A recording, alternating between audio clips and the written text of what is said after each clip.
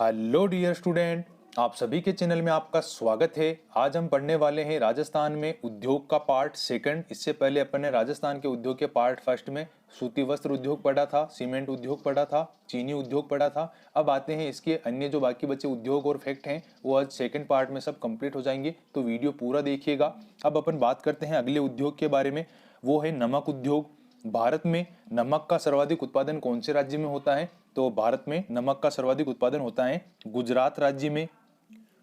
और आपसे पूछ लिया जाए कि भारत में झीलों द्वारा सर्वाधिक नमक का उत्पादन कौन से राज्य में होता है? तो राजस्थान में होता है। दो क्वेश्चन बनते हैं कि भारत में नमक का सर्वाधिक उत्पादन कौन से राज्य में होता है? तो गुजरात में।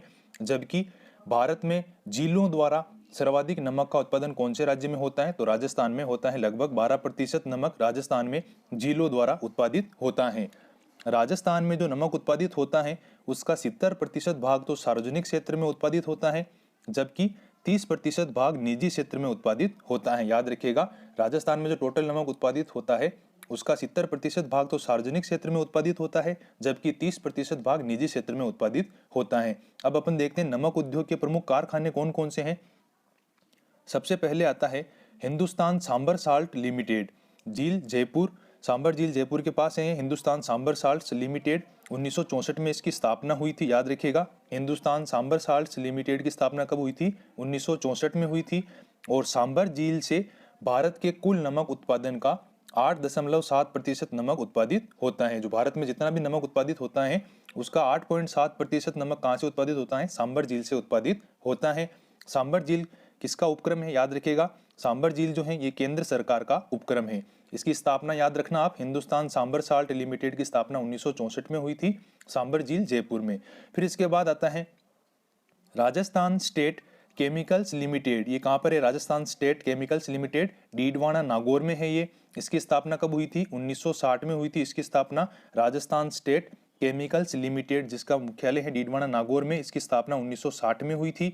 और यहाँ के नमक में सोडियम सल्फेट तत्व की अधिकता पाई जाती है, सर्वाधिक मात्रा होती है यहाँ पर सोडियम सल्फेट तत्व की, इसलिए ये यहाँ का नमक जो है वो खाने के लिए अयोग्य होता है। और इस नमक का यूज किस में किया जाता है? चमड़ा और कागज उद्योग में इसका नमक का यूज किया जाता है। और डीडवाना झील से किस संस्था द्वारा निजी क्षेत्र में सर्वाधिक नमक का उत्पादन किया जाता है? तो याद रखिएगा, डीडवाना झील से देवल संस्था द्वारा निजी क्षेत्र में सर्वाधिक नमक का उत्पादन किया जाता है। इसकी स्थापना याद रखना, Rajasthan state chemicals limited Didwana Nagaur की स्थापना 1960 में, जबकि हिंदुस्तान सांबर साल्ट लिमिटेड की स्थापना 1964 में।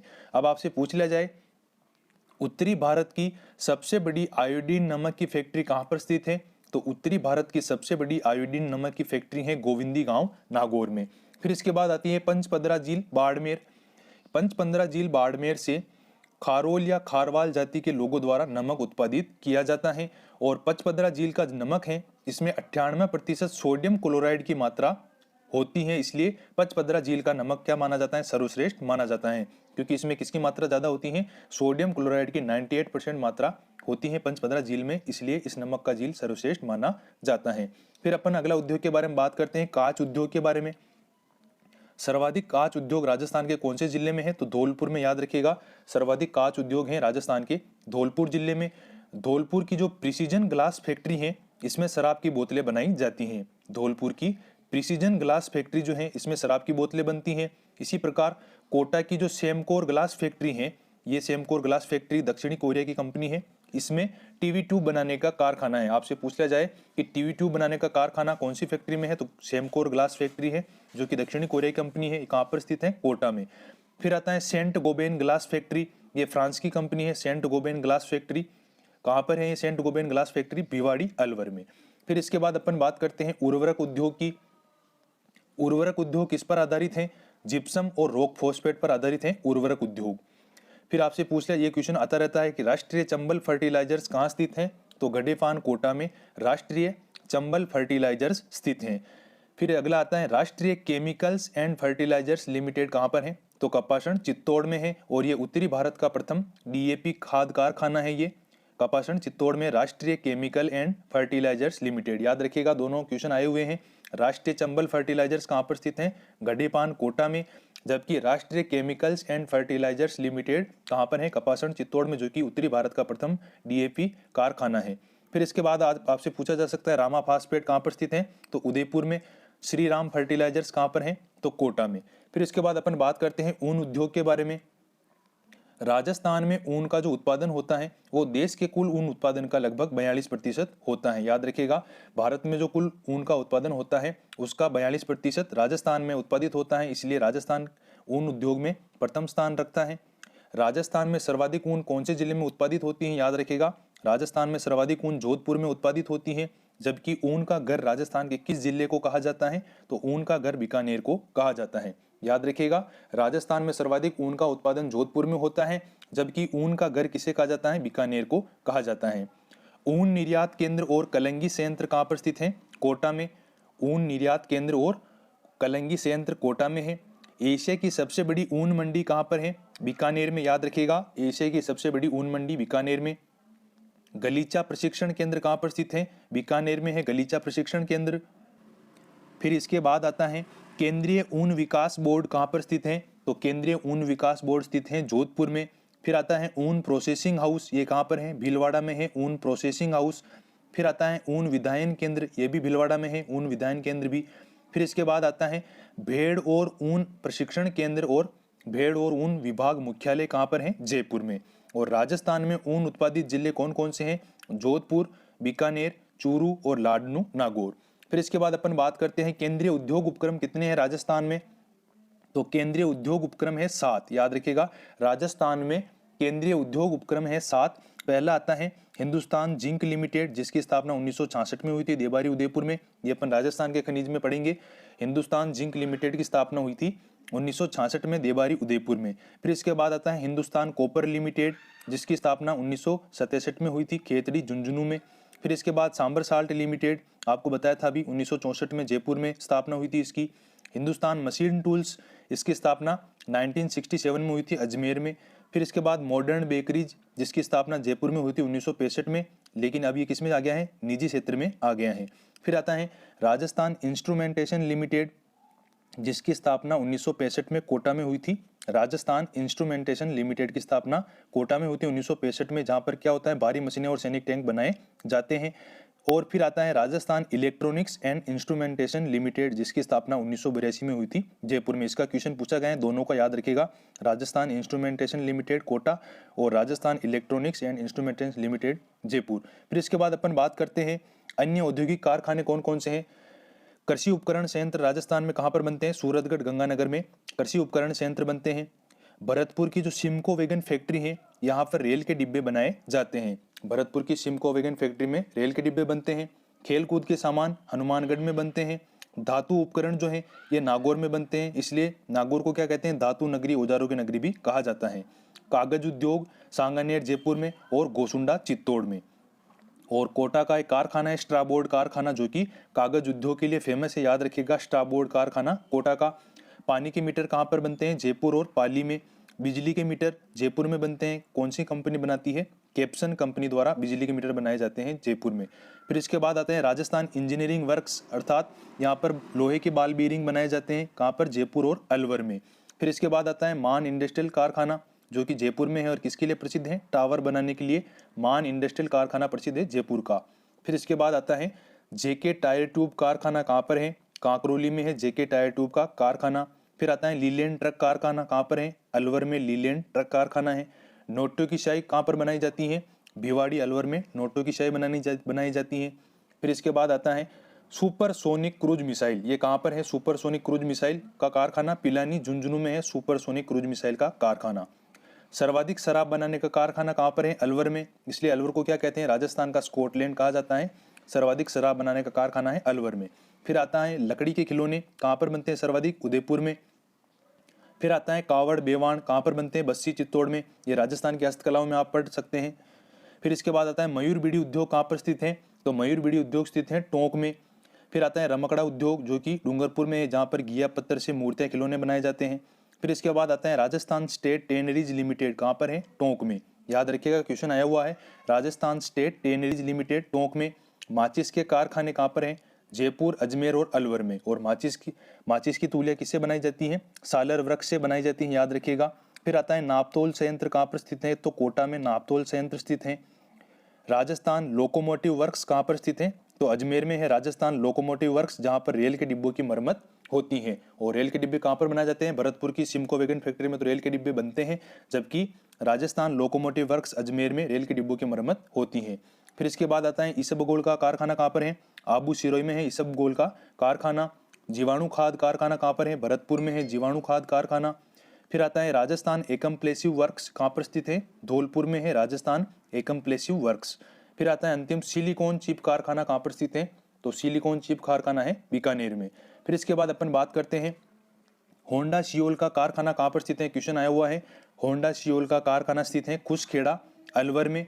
फिर आता है टसर विकास कार्यक्रम कौन से जिलों में चलाया गया? तो उदयपुर, कोटा और बांसवाड़ा में टसर विकास कार्यक्रम चलाया जाता है, जहां पर अर्जुन के पेड़ लगाकर कृत्रिम रेशम का उत्पादन किया जाता है। जबकि रेशम के कीड़े कौन से पेड़ पर पाले जाते हैं? याद रखिएगा, रेशम के कीड़े सहतूत के पेड़ पर पाले जाते हैं। अब आते हैं राजस्थान में निर्यात संवर्धन पार्क कितने हैं? राजस्थान में निर्यात संवर्धन पार्क है 3। सबसे पहले स्थापित हुआ था सीतापुरा जयपुर में, फिर दूसरा है बोरनाड़ा जोधपुर, फिर आता है नीमराणा अलवर। अब आपसे पूछ लिया जाए कि राजस्थान में मसाला पार्क या स्पाइस पार्क कितने हैं, तो सबसे पहले मसाला पार्क या स्पाइस पार्क की स्थापना हुई थी जोधपुर में, जबकि अभी 2019 में कोटा में स्पाइस पार्क, दूसरे स्पाइस पार्क की स्थापना हुई है रामगंज मंडी कोटा में। तो याद रखिएगा, राजस्थान में 2 मसाला पार्क स्पाइस पार्क है, पहला जोधपुर में है, दूसरा कोटा में। फिर आता है औद्योगिक क्षेत्र कौन कौन से हैं? इंद्रप्रस्थ औद्योगिक क्षेत्र और नया नोहरा औद्योगिक क्षेत्र, ये कहाँ पर है, कौन से जिले में है? कोटा में। याद रखिएगा, इनसे भी क्वेश्चन आता है, औद्योगिक क्षेत्र के बारे में पूछ सकता है, ये कौन से जिले से संबंधित हैं? तो इंद्रप्रस्थ और नया नोहरा औद्योगिक क्षेत्र है कोटा से रिलेटेड। फिर आता है खारी, करनी, बिछावल औद्योगिक क्षेत्र कौन से जिले से संबंधित है? तो ये है बीकानेर से संबंधित खारी, करनी और बिछावल। फिर इसके बाद आता है विश्वकर्मा, कुकस, बगरू, सीतापुरा, दुर्गापुरा और सांगानेर, ये कहाँ से संबंधित हैं? जयपुर से। फिर आता है भिवानी, नीमराणा, बहरोड, खुसखेड़ा और चोपकी कौन से जिले से संबंधित औद्योगिक क्षेत्र हैं? तो अलवर से। फिर आता है उदयपुर, उदयपुर में औद्योगिक क्षेत्र हैं बुवाना, देबारी, सुखेर, अम्बेरी, मादड़ी और गुडली। फिर आते हैं अजमेर में कौन से औद्योगिक क्षेत्र हैं? Manpura, Parbatpura, Hindustan machine tools. फिर आता है भरतपुर में बाडी ओडेला रोड औद्योगिक क्षेत्र कौन से जिले से संबंधित हैं? याद रखिएगा, भरतपुर से संबंधित हैं बाडी ओडेला रोड औद्योगिक क्षेत्र। फिर आता है जोधपुर से बोरनाड़ा मरुधर औद्योगिक क्षेत्र कहाँ पर है? जोधपुर में। अब अपन बात करते हैं प्रमुख औद्योगिक पार्क की। सबसे पहला आता है ओपेरल पार्क जयपुर। ओपेरल पार्क जयपुर किसके लिए है? वस्त्रों के क्षेत्र में विकास करने के लिए ओपेरल पार्क की स्थापना की गई है जयपुर में। फिर आता है सीडोस, सीडोस किसके विकास के लिए औद्योगिक पार्क है? तो पत्थरों के विकास के लिए सीडोस औद्योगिक पार्क की स्थापना की गई है। फिर आता है इलेक्ट्रॉनिक पार्क कहाँ पर स्थित है? तो कुकस जयपुर में इलेक्ट्रॉनिक पार्क स्थित है। फिर आता है चमड़ा औद्योगिक पार्क कहाँ पर स्थित है? तो मानपुरा, मोचड़ी जयपुर में चमड़ा औद्योगिक पार्क स्थित है। होजरी पार्क कहाँ है? तो चोपकी अलवर में है hosiery park. Agro food park कौन से जिलों में स्थापित है? 4 जिलों में है, कोटा, जोधपुर, गंगानगर और भिवाड़ी अलवर में। फिर इसके बाद Rajasthan enterprises single window enabling and clearance act की स्थापना कब हुई थी? 2011 में हुई थी राज्य सरकार द्वारा, और ये 1 अप्रैल 2011 से लागू हुआ था, Rajasthan enterprises single window enabling and clearancing act. फिर इसके बाद अपन बात करते हैं दिल्ली मुंबई औद्योगिक कॉरिडोर योजना की। दिल्ली मुंबई औद्योगिक कॉरिडोर योजना का जो 39% हिस्सा है, ये कहाँ से गुजरता है? राजस्थान से गुजरता है। याद रखिएगा, दिल्ली मुंबई औद्योगिक कॉरिडोर का 39% हिस्सा राजस्थान से गुजरता है। और इस योजना के तहत निम्न 5 योजनाओं को अर्ली बर्ड प्रोजेक्ट के रूप में चुना गया है। कौन कौन से हैं? ग्लोबल सिटी का क्वेश्चन आया हुआ है, आपने दिया हो एग्जाम तो आपको पता होगा कि दिल्ली मुंबई औद्योगिक कॉरिडोर योजना के तहत ग्लोबल सिटी के रूप में किसको शामिल किया गया है? तो शाहजहांपुर, नीमराणा और बहरोड को ग्लोबल सिटी के तहत चुना गया है। फिर सेंट्रल स्पाइन कहाँ पर बनेगा? तो ग्लोबल सिटी जो है इसको अजरका से होते हुए भिवाड़ी टपुकड़ा से जोड़ने के लिए सेंट्रल स्पाइन का निर्माण किया जाएगा। लॉजिस्टिक हब कहाँ पर बनेगा? भिवाड़ी में बनेगा। एरोट्रोपोलिस कहाँ पर बनेगा? जयपुर दिल्ली नेशनल हाईवे पर नया हवाई अड्डा बनाएगा, और जयपुर दिल्ली बुलेट ट्रेन बनेगी दिल्ली मुंबई औद्योगिक कॉरिडोर योजना के तहत। फिर इसके बाद आता है ग्वारगम प्रयोगशाला राजस्थान में कहाँ पर स्थित है? तो ग्वारगम प्रयोगशाला स्थित है जोधपुर में। फिर आता है राजस्थान का पहला गांव जहां पर साइबर कियोस्क की स्थापना हुई है, कौन सा है? काला डेरा जयपुर। याद रखिएगा, राजस्थान का पहला गांव जहां साइबर कियोस्क की स्थापना हुई है, कौन सा है? तो काला डेरा जयपुर। राजस्थान के पहले राष्ट्रीय स्तर के सूचना प्रौद्योगिकी संस्थान LMM IIT की स्थापना कहाँ पर हुई है? रूपा की नांगलगांव जयपुर से हुई है। राजस्थान के पहले राष्ट्रीय स्तर के सूचना प्रौद्योगिकी संस्थान LMM IIT की स्थापना रूपा की नांगलगांव जयपुर में हुई है। राजस्थान का पहला मल्टी प्रोडक्ट सेज कहाँ पर है? धौलपुर में स्थापित हुआ था सैनिक समूह द्वारा। राजस्थान का पहला मल्टी प्रोडक्ट सेज। हस्तकला का सोर्सिंग हब कौन से जिले को कहा जाता है? याद रखिएगा, जोधपुर को कहा जाता है हस्तकला का सोर्सिंग हब। फिर आपसे पूछा जाता है ताल छापर ज्वेलरी क्या है? एग्जाम में पूछा गया है। तो ताल छापर ज्वेलरी क्या है? स्थानीय घास, सेवण, मरुंट, खरिंटी, सरकंडा, फोग, फूस, मोती आदि से निर्मित जो हस्तकला की वस्तुएं होती हैं, इन्हें क्या कहा जाता है? ताल छापर ज्वेलरी कहा जाता है। और इस ताल छापर ज्वेलरी के विकास में किसका महत्वपूर्ण योगदान है? बांग्लादेश की अंतर्राष्ट्रीय डिजाइनर है बीबी रसेल, जिसका इसमें महत्वपूर्ण योगदान है ताल छापर ज्वेलरी के निर्माण में। अब अपन बात करते हैं राजस्थान का पहला हाईटेक डाकघर कौन से कहाँ पर स्थित है? तो राजस्थान का पहला हाईटेक डाकघर जो है वो पुष्कर में स्थित है।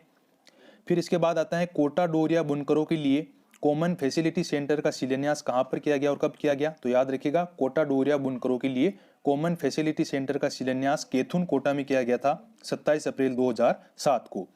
ब्राइन क्या होता है? नमक क्यारियों में डाला गया लवणीय पानी जिसे सुखाकर नमक प्राप्त किया जाता है, क्या कहलाता है? ब्राइन कहलाता है। नमक की जो क्यारियां होती हैं उसमें लवणीय पानी डालता है जिसे सुखाकर नमक प्राप्त होता है, उसे क्या कहते हैं? ब्राइन कहा जाता है। आड़ क्या होती है? दरी निर्माण का जो ढांचा होता है उसे क्या कहा जाता है? आड़ कहा जाता है। और आंगल कासा क्या होता है? दरी निर्माण में काम आने वाले जो उपकरण हैं उन्हें क्या कहा जाता है? आंगल कासा कहा जाता है। यह आपका टॉपिक हो गया राजस्थान के उद्योग कंप्लीट। अगर आपको वीडियो पसंद आए तो लाइक जरूर कीजिएगा, अगर चैनल पर नए हैं तो सब्सक्राइब जरूर कीजिएगा। मिलते हैं अगले वीडियो में, पढ़ते रहिए आपके अपने चैनल के साथ। जय हिंद, जय भारत।